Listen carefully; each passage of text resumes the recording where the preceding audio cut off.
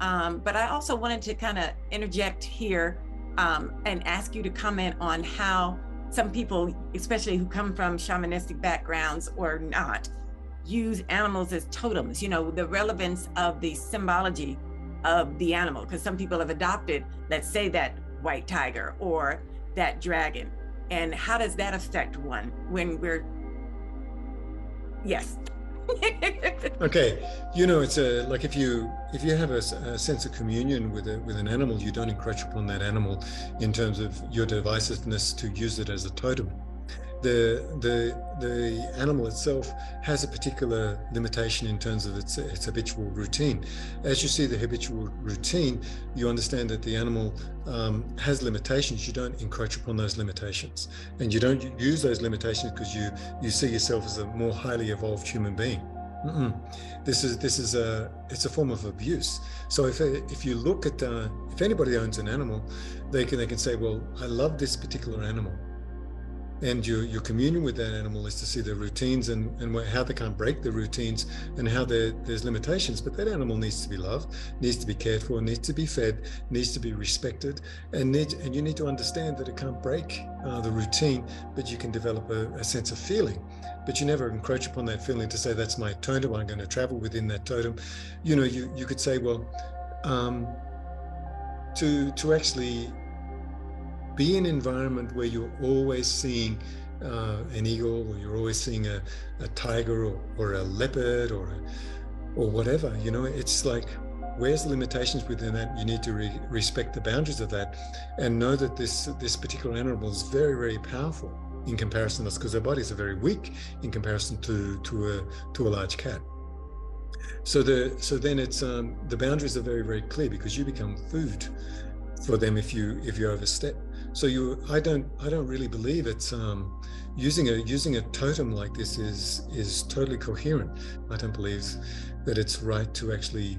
You can have a totem of, like, if you live somewhere that's got elk, then the totem animal will be an elk, because you have to live harmoniously with the environment. You don't destroy your environment like we've done in the Western society, and then the world listens to what you haven't done and vitally becomes not an enemy of you, but you're not in harmony with the environment. So that's virtually, we've made a certain type of discordance because we've encroached too far.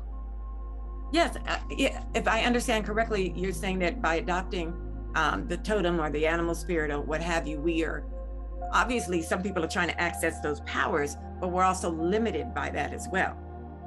Did I understand that correctly? You'll be limited if you want something from that. But just say you go to an island society where they have a relationship with the whales. I mean, it's because they travel upon the feeling, and then with the feeling then will show them something, because the animal is aware of some subtleties we're not aware of. So that is respecting the perceptual lines of that animal is integrated within. We just look into their world like that from a non-encroaching but a respectful perspective in terms of loving and understanding that that's the environment of that particular being. If that's broken down, then maybe our food chain is broken down, and we become dislodged from all of the environmental safety mechanisms to keep us alive, if we don't understand those mechanisms. And we are doing it right now. We're destroying everything. So because we don't understand that, we'll be led to a form of crisis, because we didn't look after the world we're meant to look after. We've used it for our own ends and means. Isn't that a form of shamanism? What we've done over the last 200 years to our environment?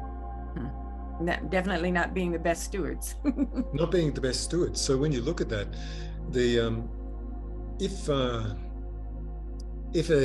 a American Indian was to take two young men and kill a deer, the moment you draw the bow, the deer has already been destroyed within you. So as it's being destroyed within you, you've got to give a certain amount. So sorry I've taken your life, but we need to eat. and everything like this, and then the spirit of that is that animal then goes inside of your body. You need to respect that the spirit of that particular animal by being so devoted to it, because it's life. It gave its life for your existence. But if you go beyond that and start to use the consciousness of these particular beings, it's kind of wretched as far as I'm concerned. Okay, now I see that. Okay, that makes sense. So I just want to